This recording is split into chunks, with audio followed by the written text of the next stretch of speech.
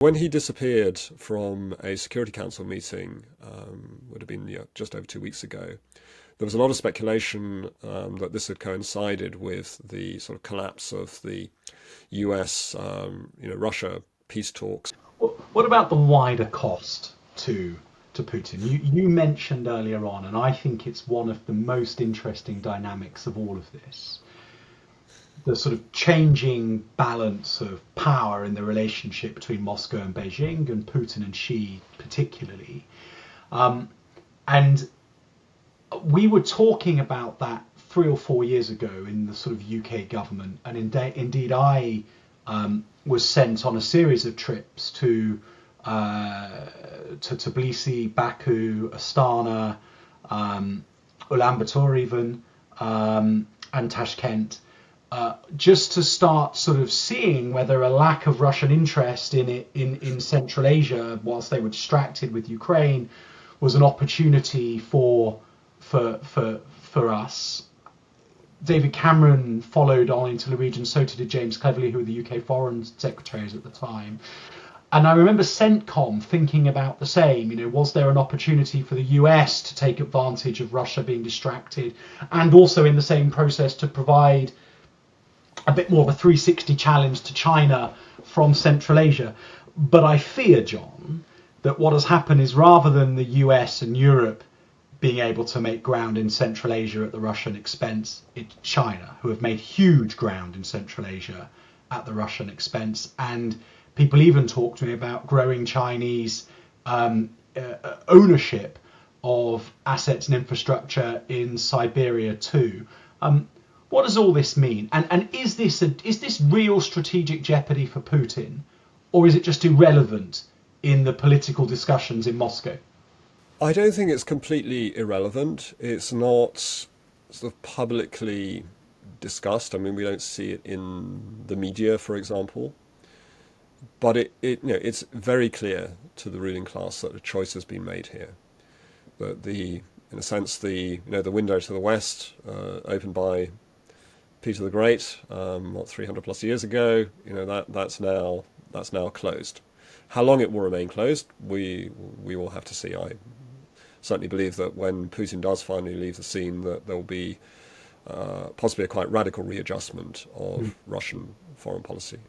I don't see how Russia can continue down this path of just making itself subservient to China, because as much as that relationship between Russia and China may be warm at the level of the two presidents, in actual fact there are quite a few problems underneath the surface that are historical and territorial issues.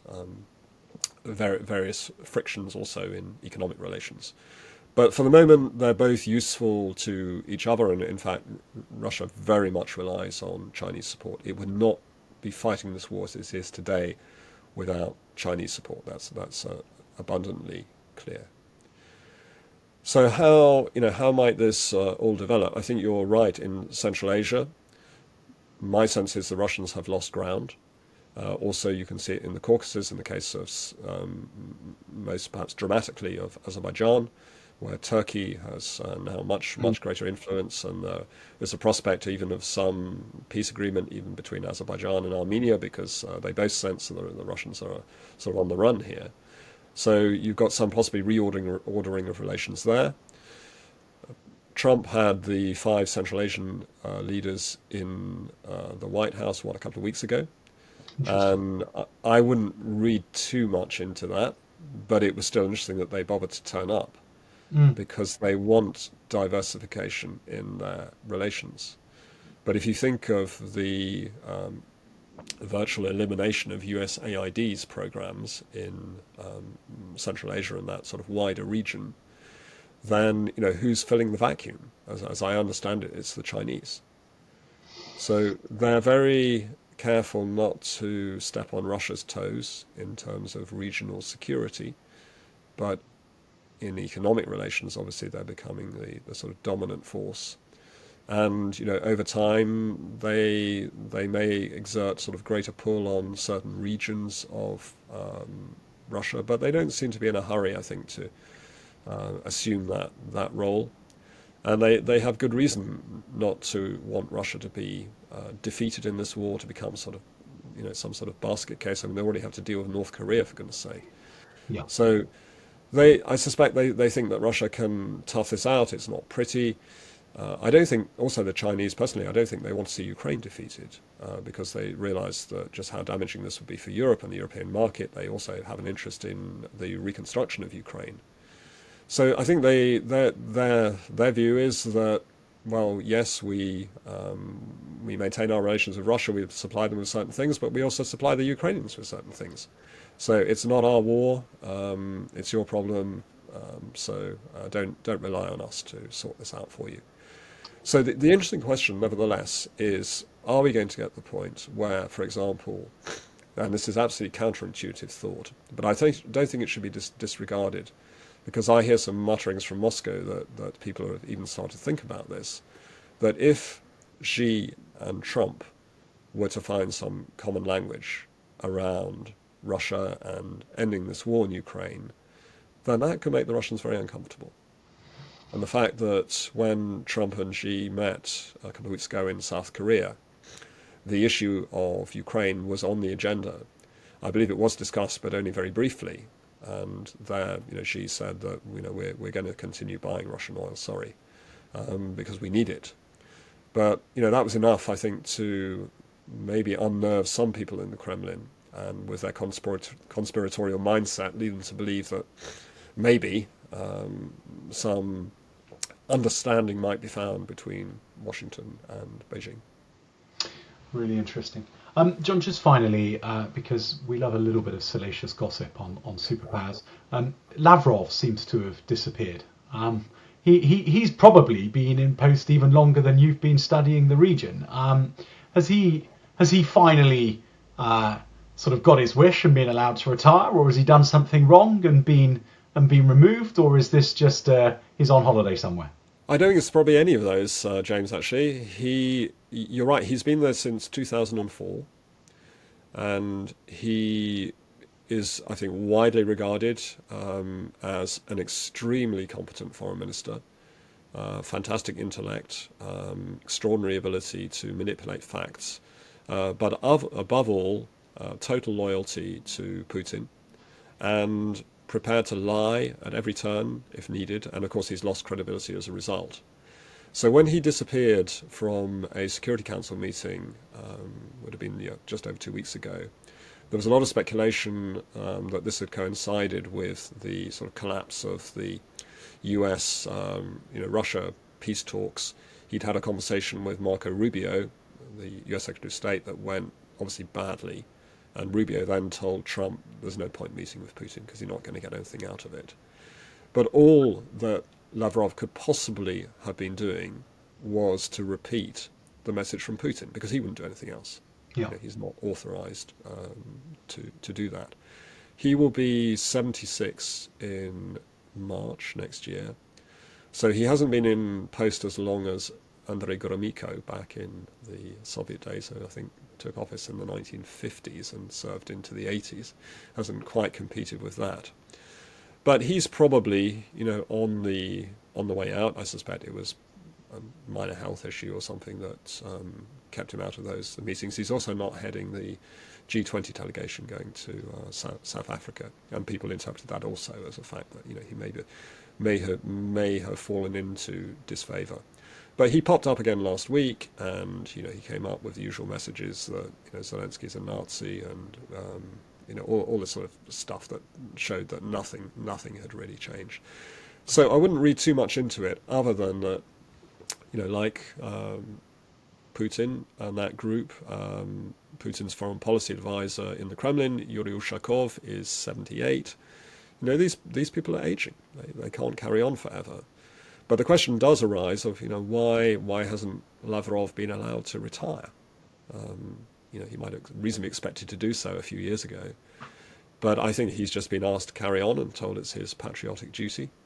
And in some respects, or at least for Putin's purposes, he's quite effective. The message he takes to the global south, for example, I think lands on often quite fertile ground. Yes. He's very good at contradicting the Western narratives, of picking holes in them. You may remember Liz Truss going to Moscow as Foreign Secretary, and he immediately bowled her some sort of googly that she misread, and then came up with the wrong response. And he just showed he's got that sort of mastery of dealing with people who don't have his degree of experience. He knows the detail. I remember it well, and indeed I was an active participant in that game of cat and mouse, competing for narratives all over the global south, and it was interesting. I passionately believe that he's wrong and we're right in what we're saying, and that the global south interest is far better served by aligning with countries that are liberal, democratic, and economically liberalized and want to trade on fair terms. But he was amazing at pointing to CNN, which would be invariably on in the office of whichever foreign minister you were talking to, and point to the truckers in Canada, or the Gilets jaunes in France, or the BLM protests in the UK and the US, and he'd sort of say, is that what you want? And he would sort of point out a whole load of what he would regard as hypocrisies in Western foreign policy, and inconsistencies in the way that we do our politics at home and the way that we deal with various sections of our public discourse.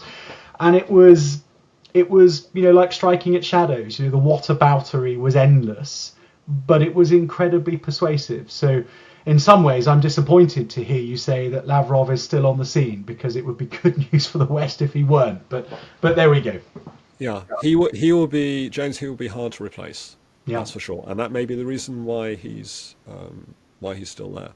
But he's an interesting example, because when he was appointed foreign minister in 2004, within the Russian foreign ministry at the time, he was regarded as intellectual, cultured, polite to everybody, had a very good reputation in that respect, and really an outstanding diplomat.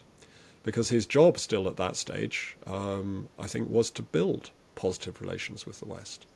But as soon as the task became one, in fact, of effectively dismantling those relations, and being aggressive, he showed that he could do whatever was required of him. And to think what Lavrov was like over 20 years ago is sort of really quite hard just to imagine right now. And that's again, I think he's a potent symbol of how Russia has changed over those 2 decades. He is sad. John, thank you very much indeed. John Luff is the head of foreign policy at the New Eurasian Strategy Centre. You've been watching Superpowers, the future of global security, here on Times Radio. For more of Times Radio's amazing geopolitical content, please make sure that you subscribe to the channel. For now, I'm James Heapy. See you for more Superpowers next week.